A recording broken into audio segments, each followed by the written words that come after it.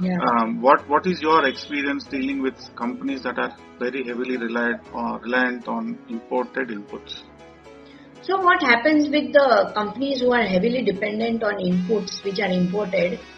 Uh, if we look at their supply chain, the imported items which they are using, it may be used for manufacturing final products sold in the domestic market or exports.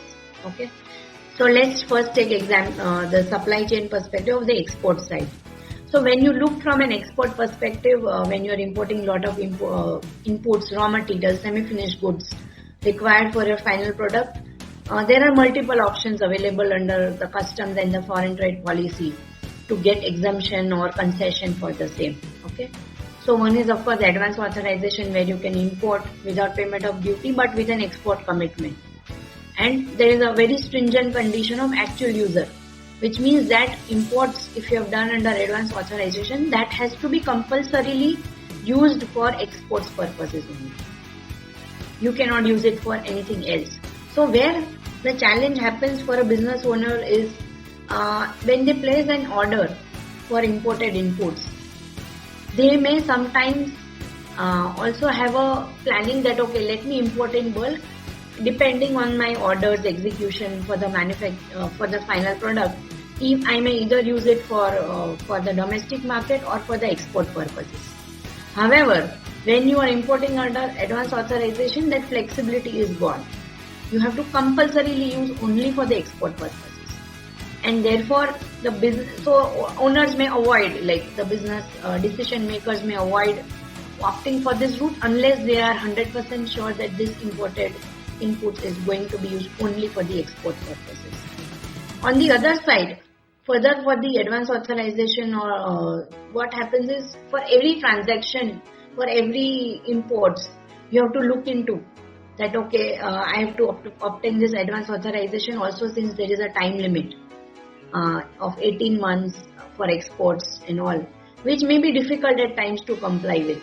So again, there is a drawback that for that every transaction you need to apply for the advance authorization, and again getting that advance authorization closed is a hell lot of a task. So if we compare that now from a MOOWR perspective, first there is no export commitment. Therefore, you have a free hand, you have full flexibility in deciding whether this imported inputs will be used either for domestic or for export purposes.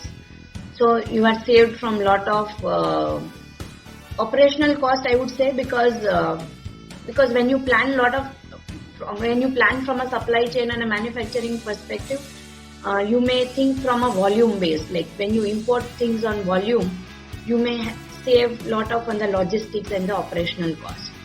This is one. Second, those who are heavily dependent on inputs, and again you want to get, even if you have short export order, you want to save yourself from a regular obtaining of license and closing of the license, closing of the bank guarantee with the banks, again with the customs. So there are a lot of complexities involved. So when you compare that from a MOOWR perspective, it saves you again from all those redundant tasks of applying every time, because once you have obtained a registration for your manufacturing unit under MOOWR, you are done with it. You don't even need to renew it. So until the surrender or cancellation of the license, you need not renew or do anything additional except for the monthly compliances. So you are saved again from a regular compliances of closure of the license and again those aspects. So this from an export perspective, so those manufacturing units who are planning to import for the export purposes, for them it is again a greatest benefit because they are saved from a lot of other cumbersome complexities and the formalities. Now if we look at from a domestic supply, right?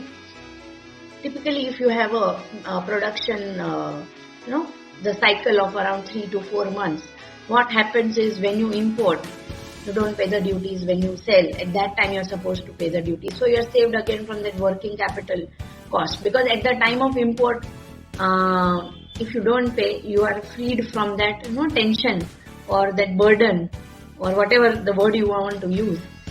So the working capital, the liquidity gets a lot of buffer, and then when you are selling at that time, you are supposed to pay. So that becomes only when you are manufacturing and selling you are paying, and therefore the manufacturers get a lot of relief that okay, I am not supposed to pay at the time of import.